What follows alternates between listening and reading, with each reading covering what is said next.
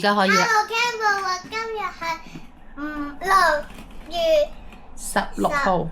6號星期二。使唔使返學啊？要。唔使返學啦，你點樣？學校放幾多日假？放3日，4日。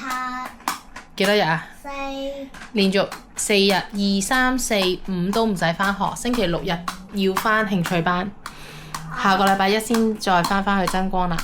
咁朝早同媽咪做啲咩啊？飲咯。仲有呢？送妹妹返學。仲有呢？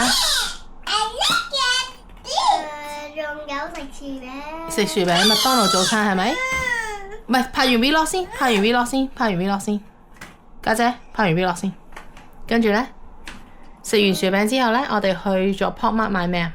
Pop Mart 買嗱咪嗱 Boo， 你抽中乜嘢啊？Melody 送咗俾邊個啊？送咗俾妹妹，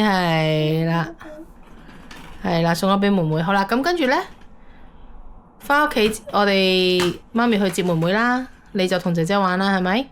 咁跟住呢，我送咗妹妹返嚟之後，你同妹妹玩咩啊？花海。玩跳舞。聽日就唔可以玩到咁癲噶咯喎！聽日你要早啲，揾媽咪要做嘢喎。聽日咁跟住呢，就起身，我哋落。媽咪做嘢啦。咩啊？媽咪今日放假陪你哋啊嘛，俾媽咪，兜俾媽咪，係啦。好。未講完啊？跟住呢？起身之後我哋去邊啊？冇錯㗎。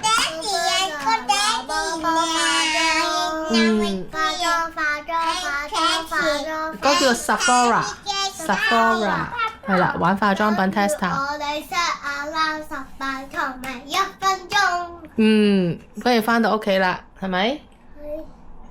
返屋企先做咩啊？洗手。淋身沖涼。有冇洗頭㗎嘛？聽日要洗咯喎，知唔知啊？OK， 好。咁而家我哋要準備瞓覺咯喎，知唔知道？你手上面嗰個係咪今日買嘅小禮物嚟㗎？點玩㗎？可唔可以玩一次俾我哋睇啊？對住個波，跟住揸住，係喎 OK。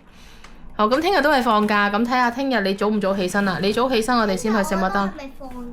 都係放假，但係你要早起身先食到麥當勞啊！如果你唔早起身嘅話，有冇得食麥當勞啊？